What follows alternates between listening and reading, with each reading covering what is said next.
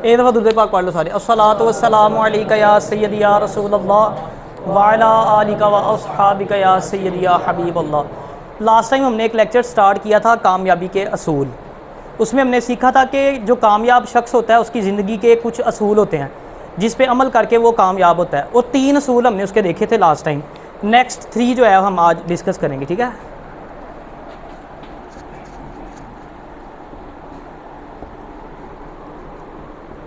कामयाबी के असूल 3 हमने डिस्कस कर लिए थे। चौथा जो हमारा है ना कामयाबी का असूल, वो है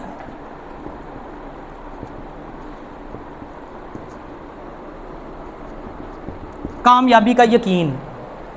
हम में से अक्सर लोग ना इसी वजह से कामयाब नहीं होते क्योंकि हम मेहनत तो कर रहे होते हैं लेकिन हमें कामयाबी का यकीन नहीं होता। हमें इस बात का यकीन नहीं होता कि मैं जो मेहनत कर रहा हूँ मुझे मेरा अल्लाह इसका सिला देगा। एक बात याद रखें कि अल्लाह पाक का कानून है कि जिसने मेहनत करनी है ना उसको उसका फल ज़रूर मिलना है। एक माँ अपने बच्चे से कितनी मोहब्बत करती है। आपके कभी किसी बच्चे के जहन में ये आया हो कि मेरी माँ चाहती है कि मैं कामयाब ना हूँ? ऐਵੇਂ किसी के जहन में आया हो? कभी आया है? अच्छा, जो बच्चा अपनी माँ की नाफरमानी करता होगा ना वो भी यही एक्सपेक्ट ही करता है कि माँ मेरे लिए दुआ ही करेगी। वो कहते हैं ना, पुत भावें बुरा होवे माँ बुरा कहती नहीं, मर के भी बच्चों का दुख कदे सहंदी नहीं। माँ तो मरने के बाद भी आपको तकलीफ़ में नहीं देख सकती, इतनी मोहब्बत करती है। यानी हमें उसकी मोहब्बत पर पूरा एतमाद है। हमें पता है कि वो कभी मेरे बारे में ये नहीं सोच सकती कि मेरा बच्चा कामयाब ना हो। तो जो 70 माओं से ज़्यादा प्यार करता है, हम उसके बारे में कैसे सोच लेते हैं कि वो मेरी मेहनत जो है वो ज़ाया कर देगा या मेरी मेहनत का सिला मुझे नहीं देगा। मैंने अक्सर देखा है बच्चे वो मेहनत तो कर रहे थे लेकिन एतमाद नहीं होता, यकीन नहीं होता कि मेरा अल्लाह मुझे इसका रिवार्ड देगा। तो ये अल्लाह का कानून है। और दूसरी बात देखें, माँ जो है ना वो सिर्फ आपके लिए दुआ कर सकती है, उसके इख्तियार में तो इतना है ना, दे तो नहीं सकती कुछ, देने वाली ज़ात तो अल्लाह की है। तो वो तो मालिक है, खालिक है, जो देने वाला है, जिसने कहना कुन और फाया कुन हो जाना सारा कुछ। लेकिन हमें एतमाद नहीं होता, हम यकीन नहीं करते। तो मेहनत करनी है। माली का क्या काम है? माली का काम पानी लाना, भर भर मशकां लावे। आपका काम है मेहनत करते रहो। जैसे मैंने आपको लास्ट टाइम भी कहा था कि अपने रास्ते पे फोकस करें। रास्ता ठीक होगा, आपका सही डायरेक्शन में जा रहे हैं तो मंजिल पे आपने पहुंच ही जाना है। इंसान जो है ना वो बहुत जो है ना बेसब्र है, इंसान जल्दबाज है, इंसान में जो है ना वो सब्र नहीं है। हम सब्र नहीं करते। हम आज अगर कोई काम स्टार्ट किया ना, हम कहते हैं रातों रात ही मुझे कल जो है वो कामयाबी मिल जाए। रात को यूट्यूब चैनल पर है, ख्वाहिश होती है कि सुबह ही कोई वीडियो वायरल हो तो सुपर स्टार बन जाऊँ। मेहनत नहीं करनी। कहते हैं ना, वक्त से पहले और नसीब से ज़्यादा किसी को नहीं मिलता। अल्लाह पाक ने जो वक्त मुकर्रर कर रखा है उस वक्त पे आपको ज़रूर मिलेगा। और वक्त सबका आता है लेकिन वक्त आने में वक्त लगता है। सिर्फ उस वक्त का इंतज़ार करना है, आपने मेहनत करते रहना। अच्छा, बाज़ वक़्त ऐसे भी होता है कि इंसान मेहनत तो कर रहा होता है, ठीक है ना, और जो चीज़ वो अल्लाह से मांग रहा होता है ना वो चीज़ वो डिज़र्व नहीं करता। ऐसा भी होता है कई दफ़ा। फिर अल्लाह पाक इंसान को उस वक्त वो चीज़ नहीं देता क्योंकि वो उस वक्त डिज़र्व नहीं करता उसको। अल्लाह उसको तैयार करता है, उसको मुश्किल में डालता है, उसको पॉलिश करता है। फिर जब वो उस स्टेज पे पहुंचता है तो फिर अल्लाह पाक उसको वो चीज़ अता फरमाता है। आप देख लें, कोई ऐसा शख्स अमीर देख लें जिसको विरासत में दौलत मिली हो, वो क्या दौलत का हाल करता है? उसको तो कदर ही नहीं होती, वो तो ऐसे उड़ाता है फजूल के कामों में। और जिसने खुद मेहनत से कमाया हो, नीचे ग्रास रूट लेवल से मेहनत करके आ गया हो, उसको पता होता है कि क्या वैल्यू है, किस भाव बिकती है। वो मेहनत से कमाता है और फिर खर्चता भी हिसाब से है, क्योंकि वो जो दूसरा है उसको तो वैसे ही मुफ्त में मिल गई, बाप की विरासत मिल गई, उसने कदर करनी कोई नहीं। लेकिन जिसको रब ने पॉलिश किया, जिसने मेहनत किया, मेहनत से कमाया, वो उसकी कदर भी करेगा। तो और दूसरा ये भी होता है कि अल्लाह पाक हमें वो नहीं देता जो हम चाहते हैं, जो हम मांगते हैं। अल्लाह हमें वो अता करता है जो हमारे लिए बेहतर होता है। और कहते हैं ना, जब कोई गुनाहगार शख्स या कोई काफिर अल्लाह पाक से जब मांगता है तो अल्लाह पाक कहता है फरिश्ते को कि इसको जल्दी से दे दो, मुझे इसकी आवाज़ पसंद नहीं है। और जब कोई मोमिन अल्लाह का कोई नेक बंदा पुकारता है ना तो रब कहता है कि ठहर जाओ, अभी नहीं देना इसको। अल्लाह कहता है मुझे इसकी आवाज़ पसंद है। अब देखने में ये लग रहा है कि यार वेट करना पड़ेगा, लेकिन आप ये सोचो कि आपके खालिक को आपकी आवाज़ कितनी पसंद है। रब कह रहा है फरिश्ते को नहीं, अभी नहीं देना, अभी रुक जाओ, मुझे इसकी आवाज़ पसंद है।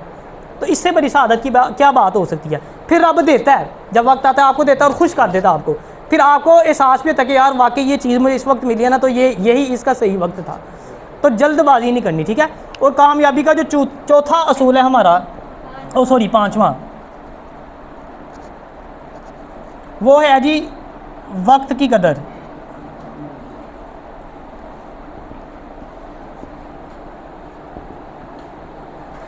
कोई भी कामयाब इंसान देख लें वो वक्त की कदर करता होगा, और जो नाकाम इंसान है वो फजूल कामों में अपना सारा दिन बर्बाद कर देता है।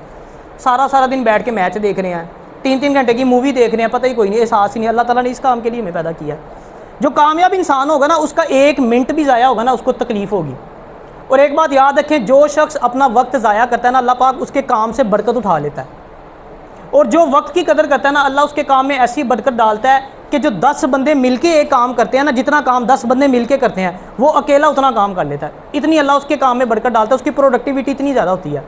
क्या है कि वक्त की बरकत है। वक्त को जो वो वैल्यू दे रहा है ना, वो उसको इसका नतीजा अल्लाह पाक उसका रिजल्ट देता है कि उसके काम में बरकत डाल जाती है, उसकी प्रोडक्टिविटी बढ़ जाती है। तो जो भी कामयाब इंसान होगा वो क्या करेगा? वक्त की कदर करेगा। और जो नाकाम इंसान होगा वो वक्त ज़ाया करेगा। मुझे एक बात बताएं, अगर आपको कोई तोहफ़ा दे, कोई गिफ्ट दे कोई, आप उसके साथ क्या करते हैं? संभाल के रखते हैं। अच्छा, जो शख्स आपको गिफ्ट देगा ना, आपके दिल में उसकी जितनी वैल्यू है ना, आप उतनी ही ज़्यादा वैल्यू उस तोहफे को भी देंगे। एक टीचर आपको तोहफ़ा देता है, आप उसको उतनी वैल्यू देंगे। आपका कोई बहन भाई देता है, आप उसको उतनी वैल्यू देंगे। आपका कोई महबूब देता है, आप उसको उतनी वैल्यू देंगे। आपका कोई फ्रेंड देता है, आप उसको उतनी वैल्यू देंगे। अल्लाह पाक ने जो इंसान को सबसे कीमती चीज़ अता की है ना, जो गिफ्ट आपको दी है, वो है वक्त। हम दोस्त के दिए हुए तोहफे की कदर करते हैं, बहन भाई के दिए हुए तोहफे की कदर करते हैं। नहीं कदर करते तो जो रब ने तोहफा दिया उसकी कदर नहीं करते। जो वक्त गुजर गया ना, वो वापस नहीं आना। कहते हैं वक्त जो है ना, वो गहरे समुंदर में गिरे हुए मोती की तरह है। आप गहरे समुंदर के अंदर मोती फेंक दें, वो वापस मिलेगा आपको? कभी भी नहीं मिलेगा। और ये गुजरा वक्त ऐसी चीज़ है, दुनिया का जितना मर्जी पावरफुल शख्स हो, वो वक्त नहीं वापस ला सकता। चाइना और अमेरिका कितने पावरफुल हैं। अमेरिका के सदर का 1 सेकंड गुजर जाए, वेस्ट हो जाए, वो उसको वापस ला सकता है? जितना मर्जी पावरफुल इंसान हो, जो 1 सेकंड ज़ाया हो गया ना, वो वापस नहीं आ सकता। तो फिर ये असूल याद रखें कि वक्त की आपने कदर करनी है। छठा हमारा लास्ट वो है जी खुद एतमादी। ये बहुत इंपॉर्टेंट है, सेल्फ कॉन्फिडेंस।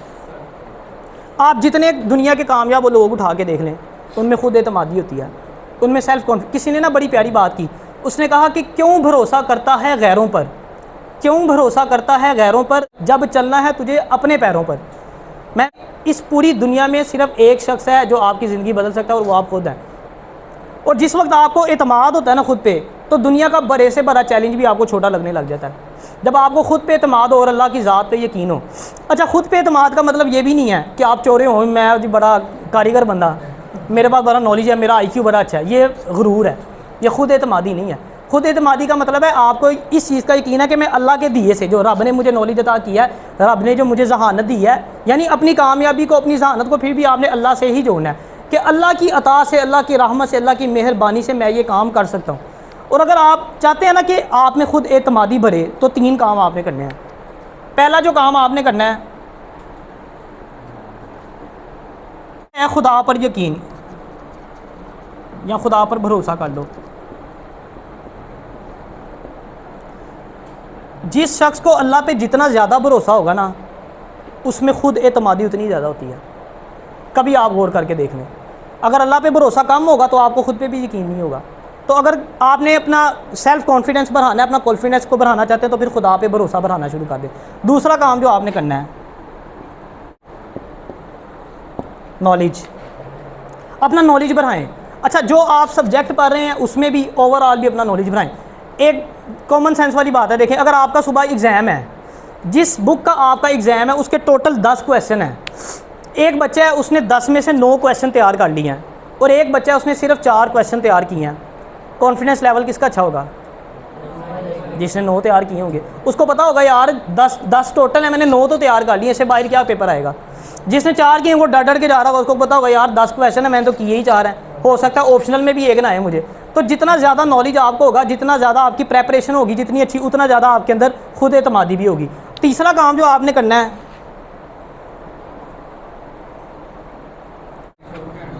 ईमानदारी। अच्छा, ईमानदार इंसान जो होगा ना, उसमें भी कॉन्फिडेंस बहुत ज़्यादा होता है। मिसाल के तौर पे आप ऑफिस में बैठे हुए हैं, आपका एक कोलीग आता है, वो आके कहता है कि जोहर के बाद ना ऑडिट वाले आ रहे हैं, और आप एक करप्ट इंसान है, आपके हाथ पाँव फूलना शुरू हो जाएंगे, आपका कॉन्फिडेंस लेवल बिल्कुल गिर जाएगा। क्योंकि आपको पता है, वो कहते हैं चोर की दाढ़ी में तिनका, आप फ़ौरन घबरा जाएंगे, आपने कहना ले भाई आज तो फड़े गए। और अगर आप ईमानदार इंसान हैं, वो आके आपको कहता है यार आड़ी टाले आ रहे हैं, तू कहना है आड़ी टाले का प्यो भी आई है तो मैंने कोई टेंशन नहीं। पता है जब मैंने कुछ किया ही नहीं तो मुझे किस चीज़ का। तो आपने अक्सर देखा ईमानदार बंदा कहता है, वो कहता है मैं कितनी जोड़ी है जेड़ा मर्जी आई है। जो ईमानदार इंसान होता है उसके अंदर कॉन्फिडेंस ज़्यादा होता है। ठीक है, तो 3 काम करने, अगर खुद एतमादी को बढ़ाना है, पहला काम क्या करना है, खुदा पर भरोसा आपको होना चाहिए। ठीक है ना, जितना खुदा पे भरोसा ज़्यादा होगा उतना आप में सेल्फ कॉन्फिडेंस भी ज़्यादा होगा।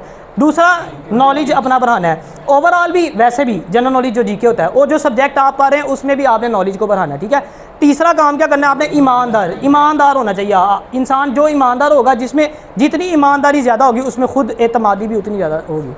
अल्लाह ताला हमें अमल की तौफीक अता फरमाए।